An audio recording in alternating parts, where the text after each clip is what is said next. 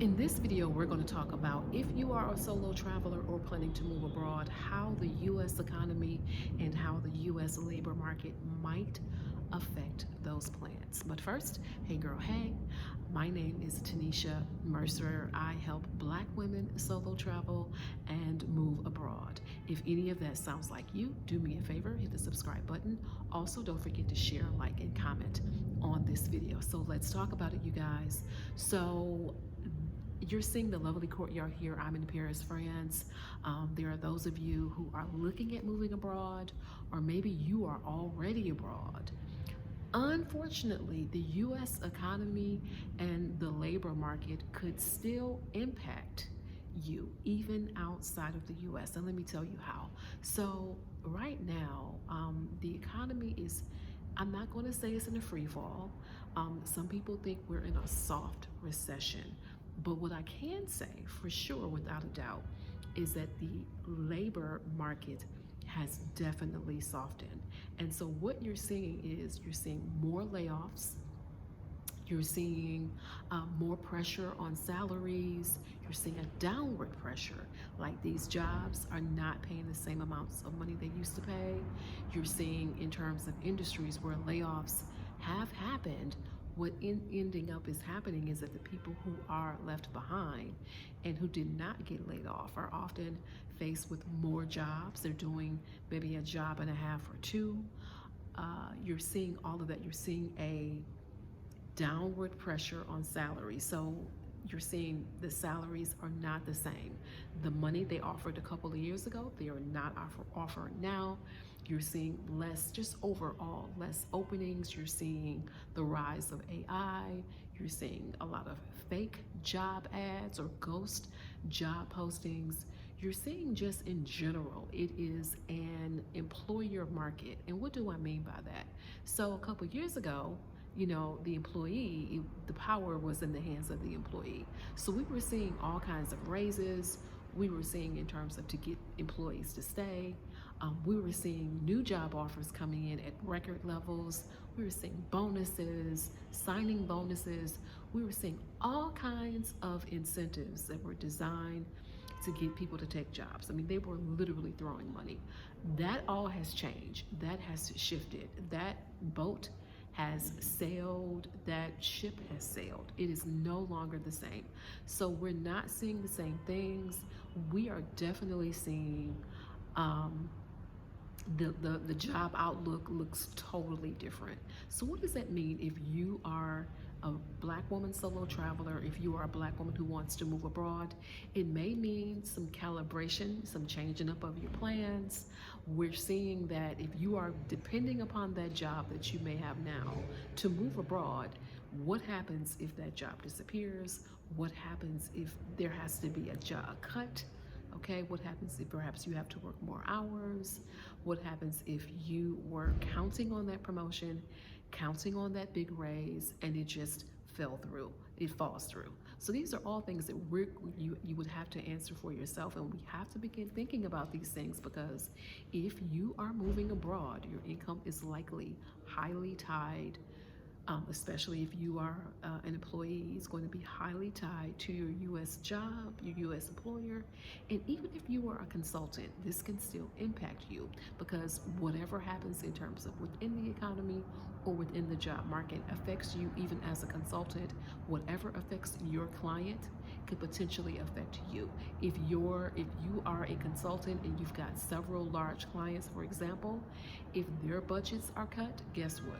Your budget, your consultant position may end up being eliminated or cut back severely. So these are all things that we're going to have to think about, and I would rather get on the top side of this than the bottom side of it. Even for myself, in the past month or so, I have been getting so many calls about opportunities, but I can tell you without a doubt that they pay a whole lot less. I am in tech, I'm a user experience, and these jobs are paying a whole lot less. Last week, I was called about a position, a contract position. Now, with what I do, typically contract positions pay more than full-time, okay? Full-time FTE roles, okay? You're still working the same 40-hour work week. So these are 40-hour contract positions, all right? And but you're paid typically hourly. I got a call, and this isn't the first call I've gotten. I got a call for a position from a contracting agency. This was an SEO analyst, and it was a UX content strategist role. Now, number one thing, it was two jobs in one. Okay, two jobs in one. It paid a whopping $25 to $30 an hour. That works out to be like $50,000 to $60,000 annually. And it's like what I told the recruiter in an email, like, ma'am, this is two, looking at the job description, this is not one job, this is two. And I definitely know for either one of those jobs, it should have paid at least 100K. It should have paid at least 50 an hour. And that's least, that's a minimum. For UX content strategist roles, typically 50 to 75 an hour is about standard. Now it does depend on who the client is. This was for a major healthcare organization, a major healthcare insurance company. So the money, the math was just not mathing at all. And this isn't the first call that I've seen. This isn't the first email, isn't the first call. We're just seeing a downward pressure on salaries. So what do you do if you find yourself looking to move abroad, if you find yourself looking to travel abroad, and you're trying to figure out what to do? For most of us, it's going to require plans A, B, and C, because the job, you really can't count on that. You just don't know what's going to happen. Secondly, it's going to require, for all of us, and even myself, I'm behind on this, and I'm playing catch up now.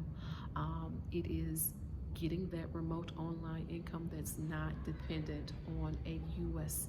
employer. It is spreading your income out to several different baskets, right? By having online remote income that is not tied to where you live. So that really has to be one of the paths going forward for us to have like a true economic type of a freedom.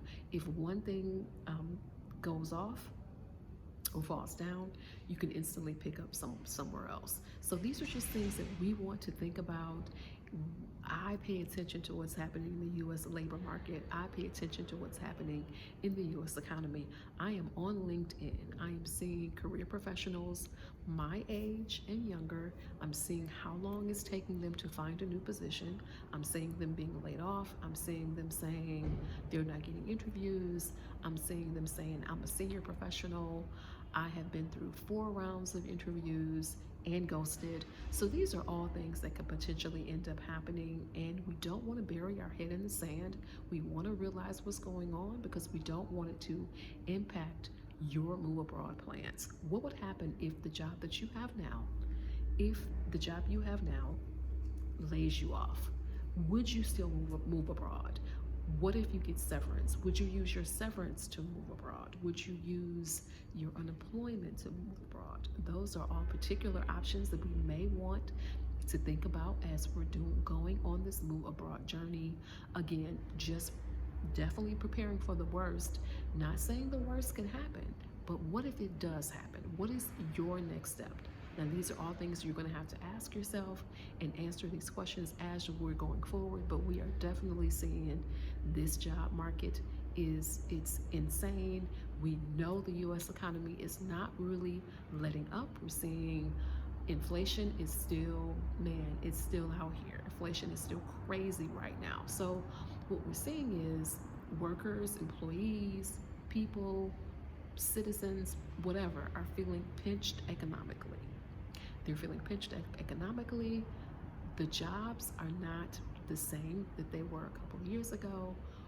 This is an election year, so that's another thing that also people are during election years, people don't know who's going to be in office. There's uncertainty. So that uncertainty is often not good for just the employment and labor market.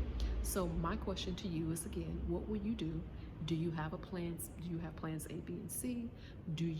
Are you totally dependent upon your position or your job? What are you willing to do? What can you do? Have you thought about what happens if the worst happens? Are you willing to perhaps put off your plans, maybe stall them a year, or are you saying like, I'm going ahead no matter what. If I get severance, I'm going to use this severance to move abroad. Are you saying I am moving ahead with my move abroad process? I am selling off my assets, meaning I am, getting rid of stuff. I am freeing up myself to be able to move abroad no matter what happens. And so we've got to think about this because a lot of times, especially if you want to get a visa somewhere, your visa is highly dependent upon what you're making, or perhaps a job, or your income, or your savings. So are you saving more? Are you eliminating debt?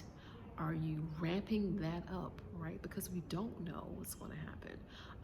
Especially, again, if you are getting a visa, we know that that visa process is definitely going to look at what your income is. It's going to look at that W-2. It's going to look at those paycheck stubs. It's going to look at your bank account. So it's all those things are going to be in play, and they have to be a part of the consideration if you're moving abroad. Now, if you are not getting a visa, then you're actually a little bit more, excuse me, a bug is flying. You're actually a little bit probably in a better position, only because you don't have to prove to anybody what you make. Some countries you still do if you're planning on visiting, but most countries don't say you have to show income. Brazil is one that is requiring that you have at least $2,500 in the bank before you visit. So unless you're going to Brazil, there are a few other countries that do look at what your assets are before visiting, but most allow you to come. You've got up to 89 days in most countries. So if you're planning on bopping around, there's some things you're going to have to think about. Which countries you're going to go to, where your money is going to stretch further, it becomes even more important in this case. So I encourage you to look on sites like numbeo.com. I am putting a link of that in the description, and compare the costs. Look and see what your expenses may look like. Look and see what your rent would look like by country, by city, by region. Look at how much food is costing. You can go on Numbeo and break it down by how much how much milk costs, how much a packet of chicken costs or whatever by pound, how much transportation, how much your housing. All of those things you can get a budget almost at a glance on Numbeo. So don't forget, check out that site before you look at make it a part of your move abroad consideration. Again, finances are going to be critical and be key, right? Where the cost of living where you're moving is going to be important. Run those numbers. I suggest this to people all the time. Run those numbers before you definitely before you move, and make it a part of your consideration. I'm in lovely Paris, France, but we know that outside of Paris is cheaper. We know that the south of France is usually very competitive, often very more. It just depends on where you're moving. So it's like that in whatever country that you're planning on moving to as well, or country or countries, right? So keep that in mind. Don't forget, run those numbers. And you guys, if you have not subscribed, make sure you do. If you've come to the end of this video, thank you so much for watching. Stay tuned for more updates in the Move Abroad series. We'll tackle this subject more and more for Black women who want to solo travel and Black women who want to move abroad. Do me a favor, share, like, and subscribe. Also, don't forget, on Sunday at noon, going live, noon Eastern time on YouTube. On this channel, we're going live about my move abroad journey. Any questions you had about going to Paris, France. I will talk to you later. Bye-bye.